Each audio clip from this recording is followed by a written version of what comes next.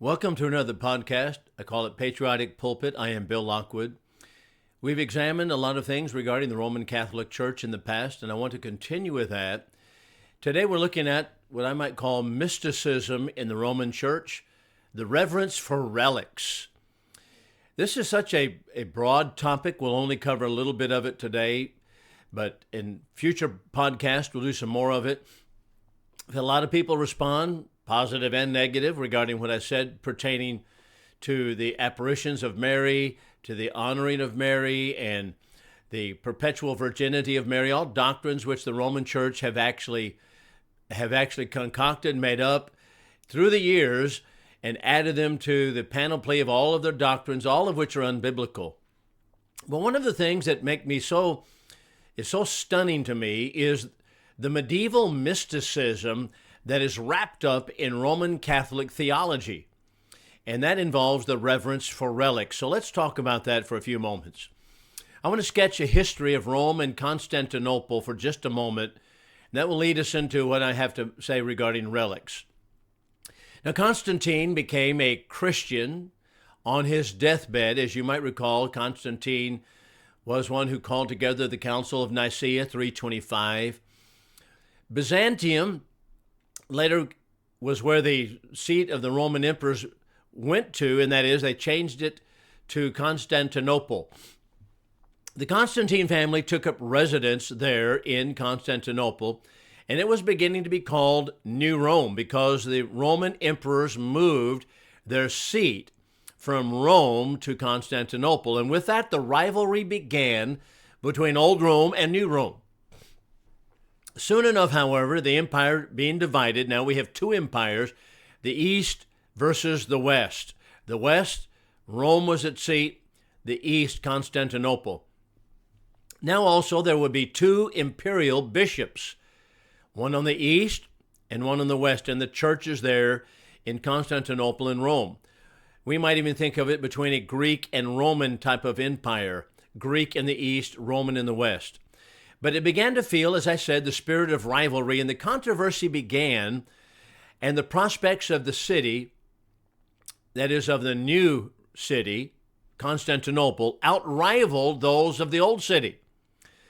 But just as the scepter and the mitre were about to pass from Rome to Constantinople, some ingenious person thought of a happy expedient to save the sinking fortunes of the eternal city, and that is Rome. And it was that Peter and Paul, here's what they came up with, that Peter and Paul had founded the church in Rome, and that both of them were buried there. There is very scant evidence that Peter or Paul were ever founded the church, and we know that the New Testament shows us that Paul did not found the church in Rome, and Peter certainly did not, but that was the tradition that the Roman church, that is in Rome, was depending upon. But now that the locus of the gravity of history was moving toward Constantinople, the Bishop of Rome said, you know what? Peter and Paul are buried here in Rome, and that gives us primacy as the church over that which is in Constantinople.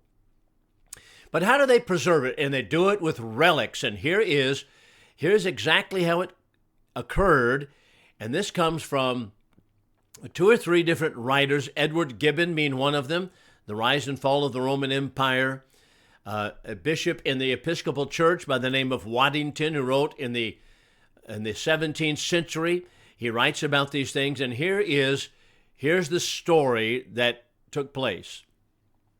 Constantina Augusta, her years are 560 to 605 AD. She was in Constantinople.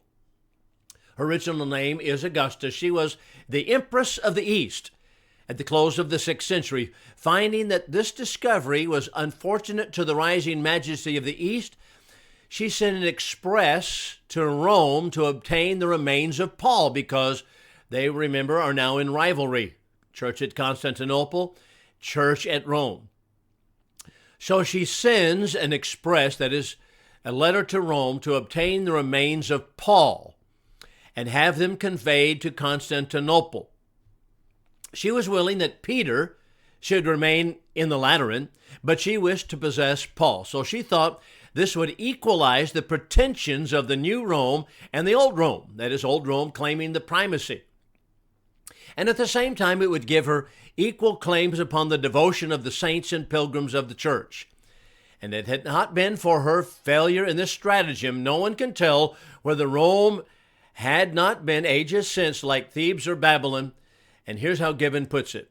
Like Babylon or Carthage, the name of Rome might have been erased from the earth if the city had not been animated by a vital principle which again restore her to honor and dominion. A vague tradition was embraced that two Jewish teachers, a tent maker and a fisherman, had formerly been executed in the circus of Nero. And at the end of 500 years, the genuine or fictitious relics were adorned as the palladium of Christian Rome. Now here is George Waddington's statement, but I want you to notice what Gibbon had to say.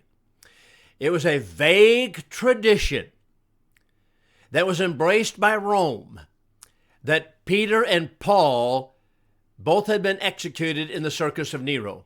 Do you know the Roman Catholic Church depends upon this vague tradition and tells us that Peter was the first pope of Rome? That, of course, is not historical. That's not biblical. That's not in the Bible. But as Edward Gibbon puts it, it was a vague tradition. How do you like that? Just think about that, Roman Catholic friends, that much of your faith is built upon a vague tradition. Here's how George Waddington, who is the Episcopal historian, tells us in his history of the church, and he writes of what took place here when Constantina Augusta writes to Rome and wants the body of Paul.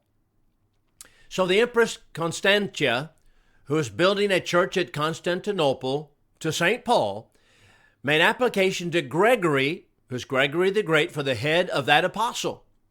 Now this is also from a Roman Catholic historian, Baronius.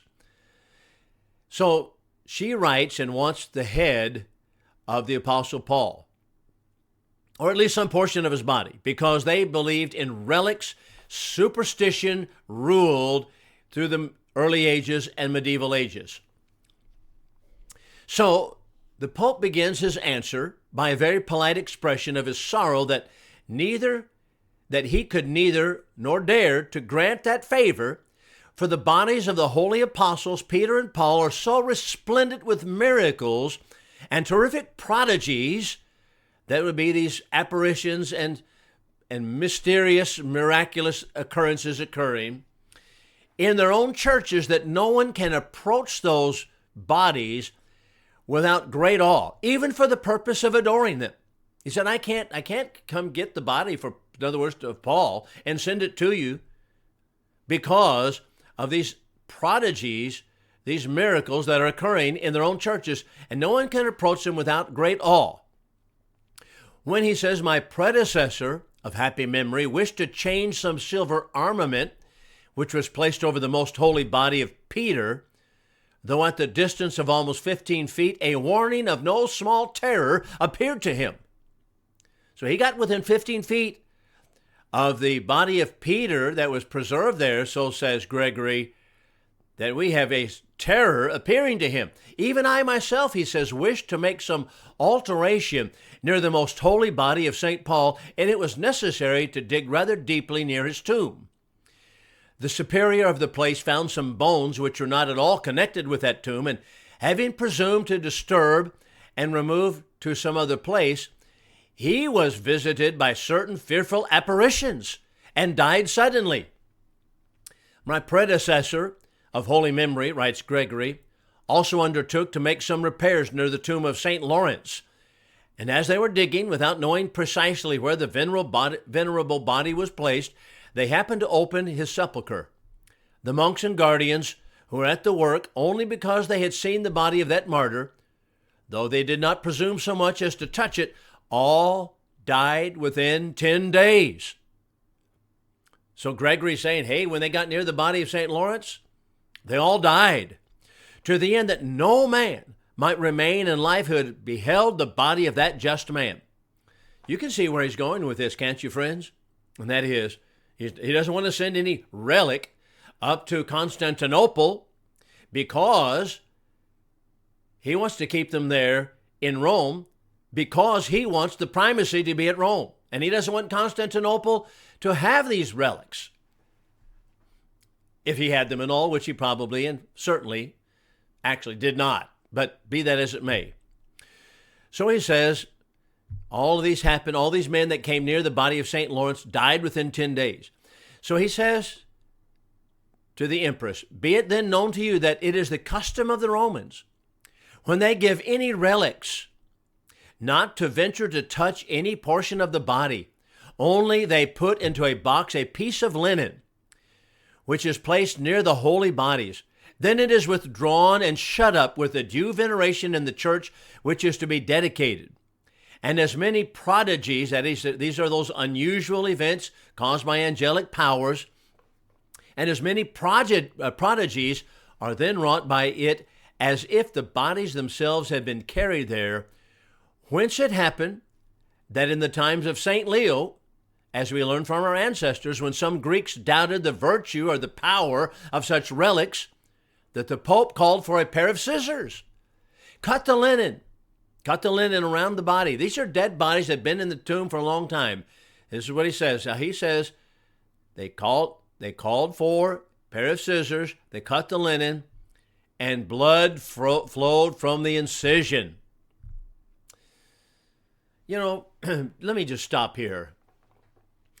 I believe that the Richard Dawkins and the Jerry Coynes of the world and people like that are way off with evolutionary doctrine. But you know what? I kind of understand some of their feelings against churches, because all they know is this kind of nonsense, mysticism, superstition from the medieval ages that is still taught by the Roman Catholic Church. That's all they know. And when they are opposing churches, they're opposing this, as I am also. I believe in the New Testament church, but unfortunately for the Richard Dawkins of the world, they grew up with this kind of nonsense being taught. I can understand how they would repudiate it. It is sad that they thought it was New Testament Christianity, and they equated all this mysticism with what the New Testament teaches. That is not the case, but this is Roman Catholicism. So, back to the story that is told by Gregory, the Bishop of Rome. So he says, not at Rome only. They remember he cut the linen, blood flowed from the incision. He says that not at Rome only, but through the whole of the West, it is held sacrilegious to touch the bodies of the saints, nor does such temerity ever remain unpunished. If you're going to be so bold as to touch the body, you'll be punished. Continuing, for which reason we are much astonished at the custom of the Greeks to take away the bones of the saints, and we scarcely give credit to it. Now Gregory gets to the point. So what is he going to say here? All right, he's going to say this to Constantine's daughter. He says, all right, but what shall I say respecting the bodies of the holy apostles, when it is a known fact that at the time of their martyrdom a number of the faithful came from the east to claim them, but when they had carried them out of the city to the second milestone, to a place called the catacombs, the whole multitude was unable to move further. Such a tempest of thunder and lightning, terrified, dispersed them. The napkin, too, which you wish to be sent at the same time, is with the body and cannot be touched more than the body can be approached. So, no, I'm not going to send you any relic of Paul's bones and all. You know, when Martin Luther, the famous Protestant of the Reformation period, one of his objections was to this mysticism and the trafficking of relics that had become so horrific in the Roman Catholic Church, and has received the imprimatur today of the Roman Church. They still talk about these relics. And this is authentic Roman Catholic Church history. But here's what he goes on to say. Remember, this is Gregory. He's writing to Constantina Augusta, who's asked for the body of Paul. He says, okay, so here's what I'm going to tell you. But that your religious desire may not be wholly frustrated, I will hasten to send you some part of those chains which St. Paul wore on the neck and hands, if indeed I shall succeed in getting any filings from them. For since many continually solicit a blessing that they may carry off from those chains some small portion of their filings, a priest stands by with a file, and sometimes it happens that some portions fall off from the chains instantly without delay, while at other times the file is long drawn over the chains, and yet nothing is at last scraped off from them. End of quote. That is the letter that Gregory, whom the Roman Catholic Church says was the universal pope. He was not, however. That's what they say. That's the letter that Pope Gregory wrote to the Empress, Constantine's daughter, in Constantinople, and why he could not send the body of Paul or any portion of the body or any relic to Constantinople. Let's summarize it. Number one, there's a vague tradition that Peter and Paul were ever there. We saw that from Edward Gibbon. It's a vague tradition. That's what Roman Catholicism is built upon. Vague tradition, not Bible. Number two, Rome saved herself by saving the bodies of Peter and Paul. That is, in those days of mysticism and superstition, when many people in the medieval period, which is they traveled to those places where they thought the relics were most likely to be, and where they claimed that they had relics, and so that was a huge traffic. And it was just like, okay, why does Wichita Falls, Texas, where I live, why do they want to have certain things in Wichita Falls? Why do they want to have the falls here? Why do they want to have a certain auditoriums that are here? Why do they want to have certain things here? Because it brings tourism in. But the tourism of the Middle Ages was all about the relics of the saints. And they were not even relics anyway. They just made up material. Number three, Rome ceased to be the capital of the world because it now was going to Constantinople, but she now had an argument for supremacy. And number four, that which fills the Roman Catholic Church is nothing less than mysticism, medieval superstition. It is not Bible. It is not New Testament Christianity at all. And this is why so many people have rejected Christianity, because they think that the Roman Church represents New Testament Christianity. No, it's a grand apostasy from the New Testament.